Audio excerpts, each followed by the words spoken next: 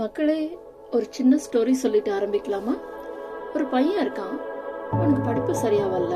அவனோட friend circle ஃபுல்லா topper kids. அவனுக்கு மட்டும் எப்பவுமே ஒரே டவுட், என்னால் உண்மையாவே படிக்க முடியுமா? நான் வாழ்க்கையில் ஏதாவது சாதிப்பேனான்ட்டு. அதே மாதிரி ஒரு ஆண்டர்பிரினர் இருக்காரு. அவருக்கு ஐடியா நிறைய இருக்கு, பேஷன் இருக்கு, ஆனால் சேல்ஸ் இல்லை, சப்போர்ட் இல்லை. வீட்டில் இருந்தும் ஒரே கொஷின், இதை விட்டுட்டு ஜாப் போடலாம்னா இதுதான் உனக்கு வரல. இவங்க ரெண்டு பேருக்கும் காமன் என்ன தெரியுமா? Fear, confusion, self doubt. Michael ஜோர்டனை, உலக புகழ் பெற்ற பாஸ்கெட் பால் பிளேயர் மிக்கேல் ஜோர்டனை ஸ்கூல் டீம்லேருந்து ஆரம்ப காலத்தில் ரிஜெக்ட் பண்ணியிருக்காங்க. ஸ்டீவன் ஸ்பீல்பர்கை ஃபிலிம் ஸ்கூலில் 3 தடவை ரிஜெக்ட் பண்ணியிருக்காங்க. எடிசன் லைட் பல்புக்கு 1000 தடவைக்கு மேலே ஃபெயில் ஆயிருக்காரு.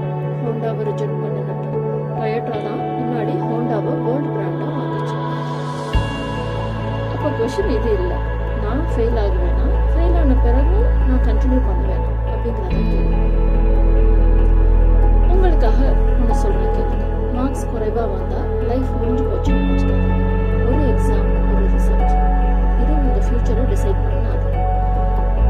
ஒரு நாளைக்கு ஒரு 30 நிமிஷம் எஃபர்ட், ஒரு புது ஸ்கில், ஒரு ஹேபிட் சேஞ்ச், இதெல்லாம் சேர்த்துதான் நாளைக்கு அவன் ரொம்ப மாறிட்டான்னு சொல்றதுக்கான ஒரு தகுதியா உங்களுக்கு கிடைக்கும். ஆண்டர்பிரினர்ஸ்க்கு பிஸ்னஸ் ஃபெயில் ஆகுதுன்னா நீங்க ஃபெயில் ஆனதுன்னு அர்த்தம். அந்த ப்ராடக்ட் ராங்கா இருக்கலாம், டைமிங் ராங்கா இருக்கலாம், ஸ்ட்ராட்டஜி ராங்கா இருக்கலாம், ஆனால் நீங்க ராங் இல்லை. பிக் பீப்புள் எல்லாருமே பிக் பண்ணலாமான்னு நினைச்சா அந்த சேம் ஸ்டேஜ்ல தான் உங்களுக்கு பிரேக்.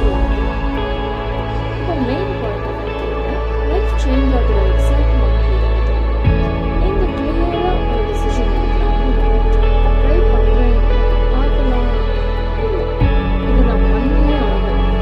எந்த டிசிஷன் எடுத்துக்கோங்க, சுற்றி இருக்கிற விஷயங்கள் எல்லாமே எனர்ஜி சேஞ்ச் ஆகும். பீப்புள் சப்போர்ட், ஆப்பர்ச்சுனிட்டிஸ் மாறலாம். யூனிவர்ஸ் சிம்பிளா ஒரு வேலை கொடுக்கும்.